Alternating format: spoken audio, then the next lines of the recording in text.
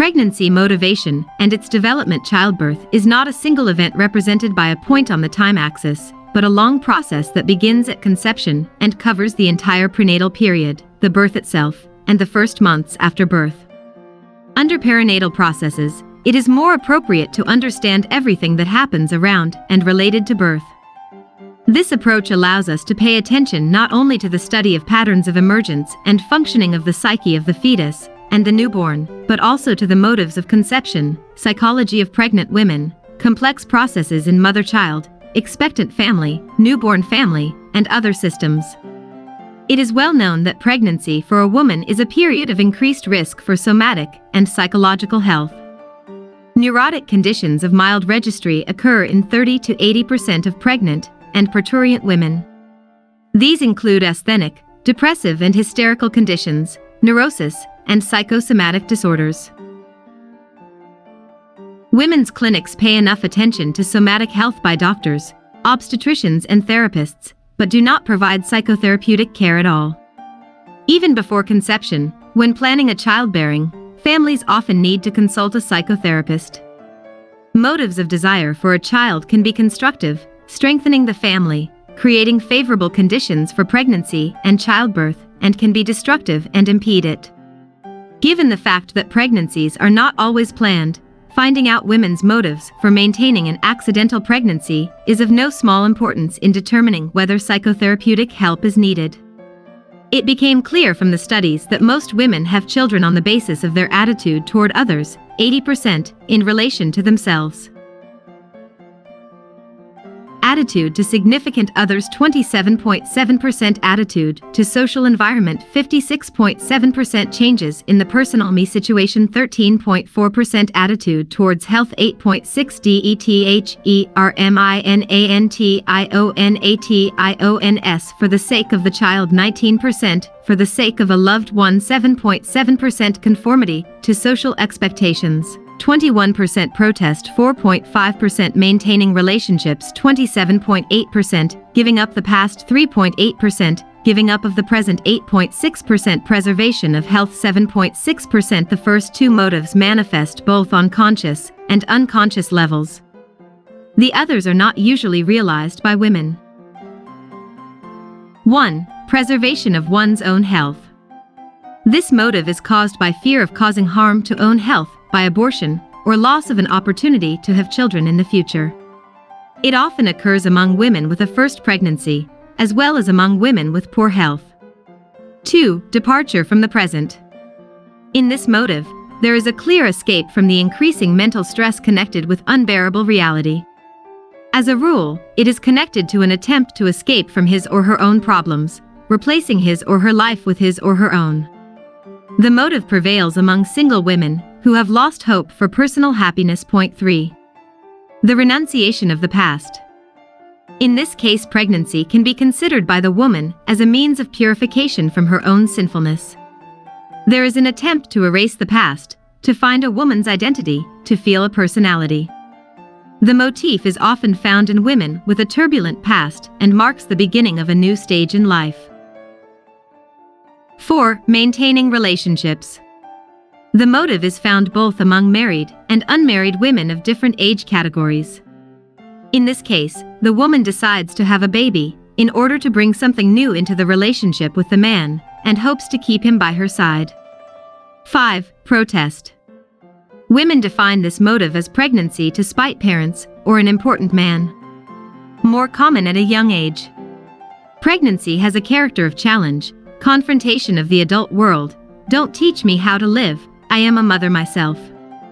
The man is shown his uselessness and his own independence. Look how happy I am without you. Such pregnancy often traumatizes the woman's psyche.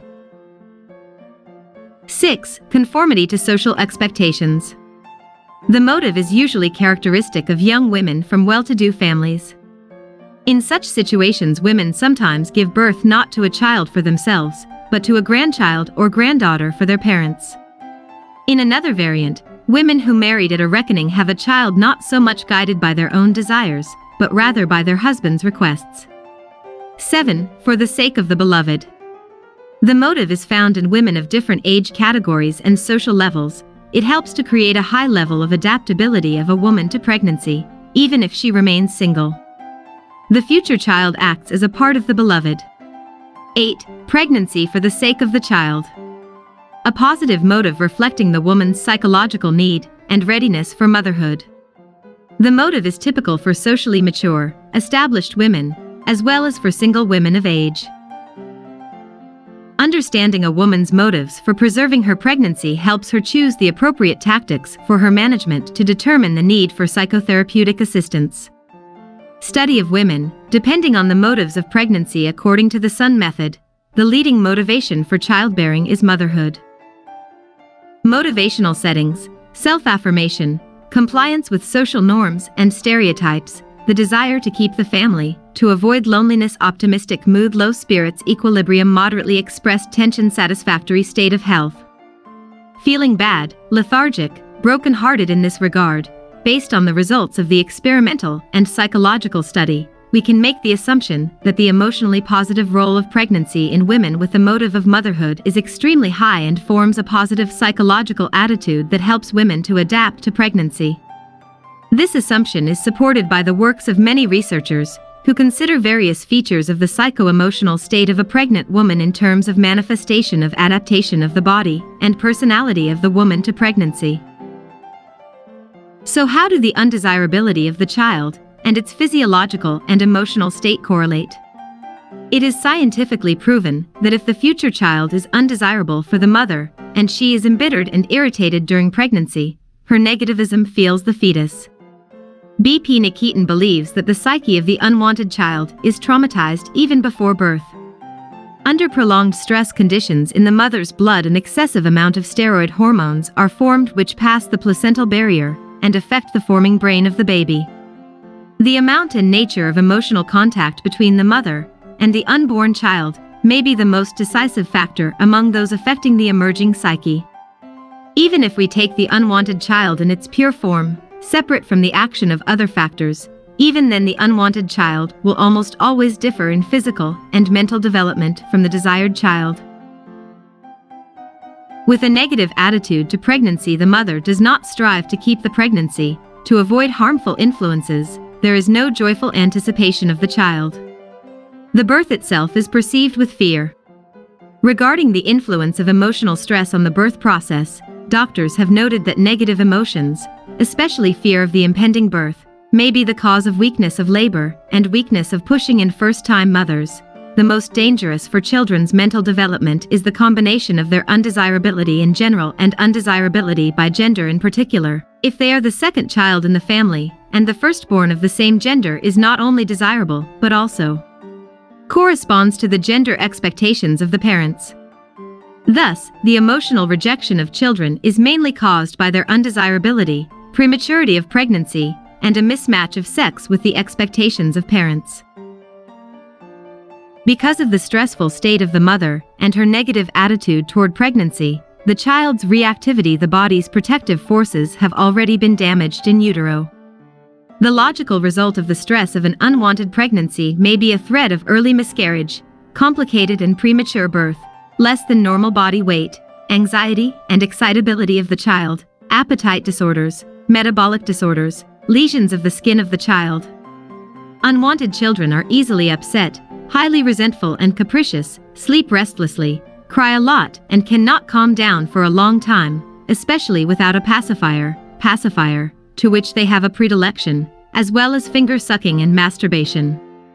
Unwanted children are more envious and have more difficulty tolerating the professional success of others and their happiness in their personal lives.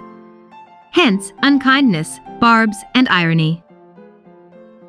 Unwanted children join the ranks of patients with neuroses and people with pathological character traits, psychopaths with equal success. Zakharov, 1998. Analysis of the research highlighted at conferences on perinatal psychology and medicine has shown that scientists of different fields of knowledge are making attempts to identify the underlying causes of pathology in pregnancy and newborns.